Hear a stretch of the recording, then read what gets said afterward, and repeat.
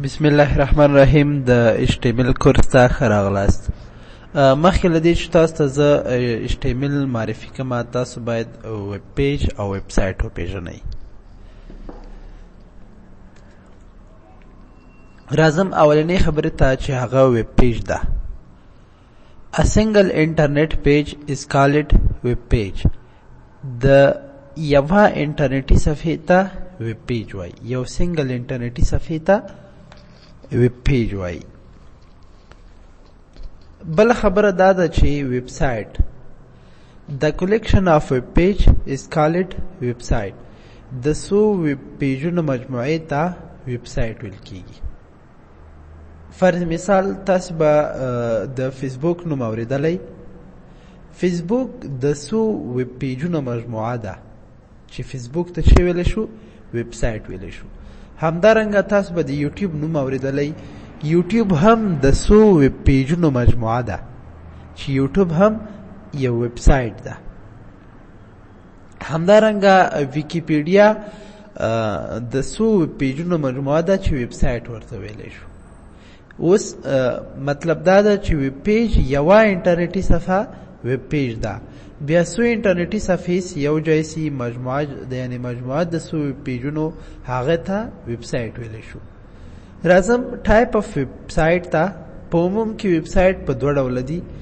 یو سټاټیک ویب سایټ ده او بل ډاینامیک ویب سایټ ده.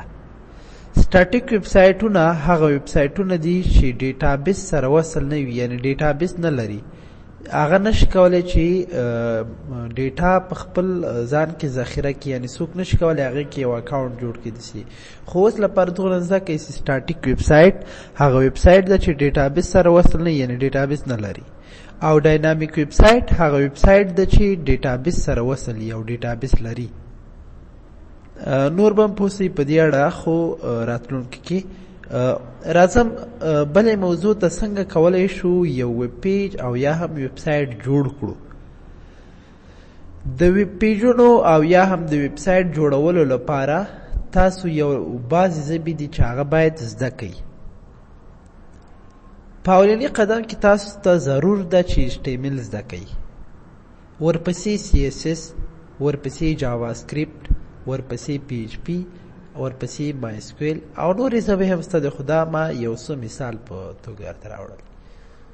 نو HTML یو ژبه ده چې هغې په واسطه یو ویب پیج چې کولی شو جوړولی شو.